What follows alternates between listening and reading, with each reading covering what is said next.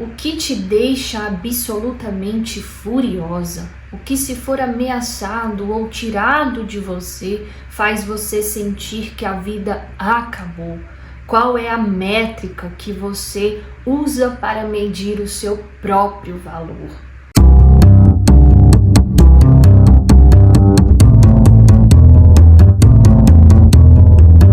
Olá, mulherada preciosa, sejam muito bem-vindas ao Escrita Real e a mais um vídeo dessa nossa série baseada no livro Deuses Falsos de Timothy Keller. E lembrando mais uma vez que todo o conteúdo trazido aqui nesta série é baseado no livro. E este vídeo nós vamos falar sobre algo que pode estar no seu coração e você nem percebeu. Os ídolos ocultos em nossa vida. Então nós pensamos muitas das vezes que servimos a Deus, mas o autor Timothy Keller nos mostra que muitas vezes colocamos outros deuses falsos no trono. Os ídolos que muitas vezes se escondem na nossa cultura e até mesmo na nossa religião. E neste vídeo vamos mergulhar na surpreendente história do profeta Jonas que o autor traz para descobrir como esses ídolos tóxicos se revelam na nossa vida, na vida real. E ao final você terá a chance de identificar e destruir o que realmente tem roubado o seu coração. Então fique comigo até o final deste vídeo. Então o autor nos ensina que os ídolos não são apenas pessoais, mas também culturais e religiosos. E ele nos traz os ídolos da nossa cultura, por exemplo. Ele diz que vivemos em uma sociedade que moveu sua esperança de Deus para o eu, a era da autorrealização. Então, o Deus do lucro e do sucesso a qualquer custo.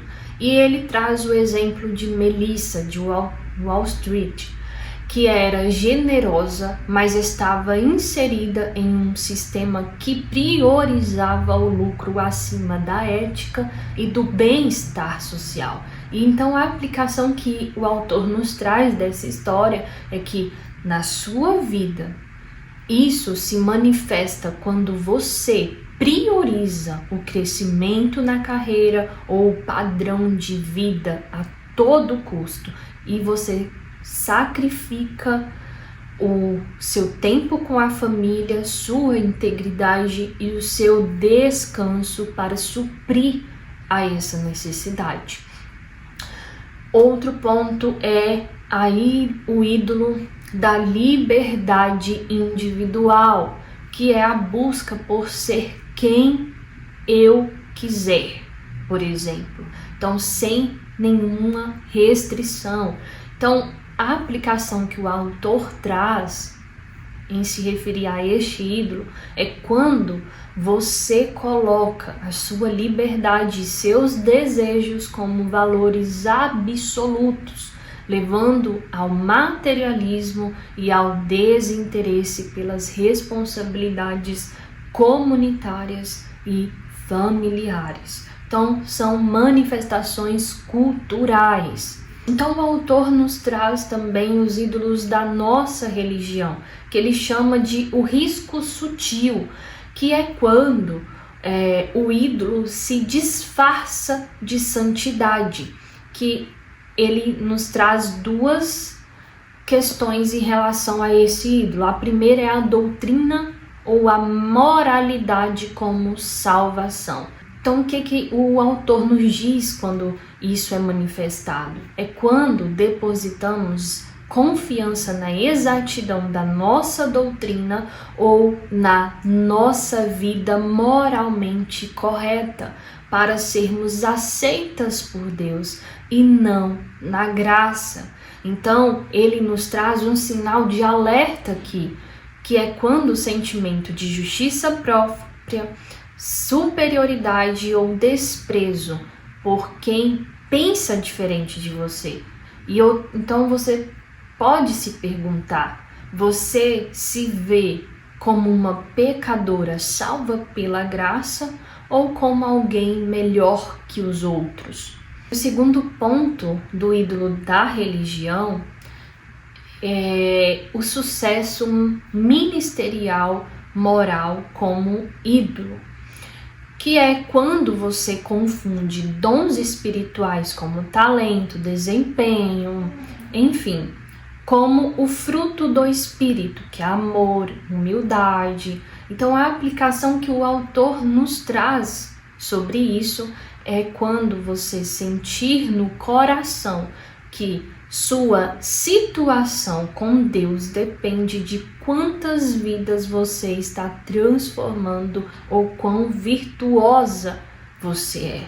Então, cuidado com esses ídolos que se manifestam de forma sutil, tanto na nossa cultura como na nossa religião. Então, o autor nos traz a história de Jonas como um exemplo perfeito de como esses ídolos se manifestam, se misturam em nossas vidas. Então, Jonas, fugiu de sua missão para Nínive porque tinha um ídolo pessoal, que é o medo do fracasso. Ele tinha o ídolo cultural, que é o nacionalismo extremo, e o ídolo religioso, que era a sua própria justiça. Então, ele não queria que o inimigo recebesse a graça de Deus. Então, ele considerava Nínive uma cidade horrível para receber a graça de Deus, o perdão. Então, primeiro, ele tem a revelação da graça no peixe. Então, Keller narra que no desespero, Jonas tem uma luz. A salvação vem somente do Senhor. Então, ele percebe que a graça não pertence a uma raça ou classe de pessoas. Se é graça, então ela está disponível para todos, inclusive para os ninivitas. Então, o erro de Jonas aqui foi que seu entendimento foi intelectual. Ele percebeu a teoria da graça, mas não a aplicou em seu coração. O coração humano não muda muito fácil. A gente precisa converter o nosso coração para a justiça de Deus. Segundo ponto foi a fúria pós-sucesso, que é o ídolo que expõe a verdade. Então, quando Jonas prega, Nínive se arrepende e Deus desiste de castigá-los. Então, qual foi a reação de Jonas? Ele arde de raiva e pede para morrer. Então, o que acontece? O ídolo de Jonas expôs o ódio dele. Então, quando o perdão de Deus ameaçou o ídolo de Jonas, a supremacia de Israel, ele odiava tanto o inimigo que o perdão era pior que o fracasso, por exemplo. Então, o autor ele faz essa comparação. Então, ele nos traz também a analogia da planta. Deus ensina Jonas com uma planta que cresce e morre.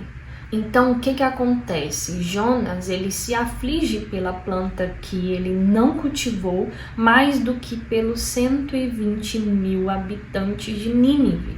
Então, a lição da planta aqui, que Deus aplica na vida de Jonas, é que a idolatria distorce nossos sentimentos. Ela nos leva a nos importarmos mais com nosso conforto ou com pequenas decepções do que com a vida e a alma das pessoas. Então, Timothy Keller nos diz que a raiva e o desespero de Jonas servem de advertência. Então, ninguém perde a vontade de viver a menos que tenha perdido o sentido da vida. O sentido da vida de Jonas, no caso, estava em seu ídolo. Nós somos Jonas, estamos escravizadas a ídolos que nos impedem de amar e servir. Então a única cura é a aplicação profunda do Evangelho em nossos corações. Então o autor nos diz que quando você diz não consigo me perdoar, o que você está dizendo na verdade é decepcionei meu ídolo, carreira, perfeição, imagem, seja o que for. É a aprovação desse ídolo que é mais importante para mim do que o perdão de Deus. Então, se você faz de algo o seu Deus e o decepciona, esse Deus te amaldiçoa com culpa e desespero. Então, cuidado. Então, o que o autor nos diz? Que quando você pensa em Jesus, sabendo que seu valor, confiança, missão estão nele e não na sua performance, a necessidade desesperada de agradar, de ser perfeita, de ter sucesso, se esvai, ela passa. Você passa a viver uma vida livre. Você entende que é livre. Então Keller nos conta que no final do livro de Jonas, ele termina com um apelo que é direcionado diretamente a você e a mim, que nos diz assim: seu amor não deveria ser igual ao meu. Não quer deixar seu egocentrismo, a sua idolatria e começar a viver para mim e pelos outros? Deus dispara essa pergunta, confrontando o Jonas que existe em nosso coração.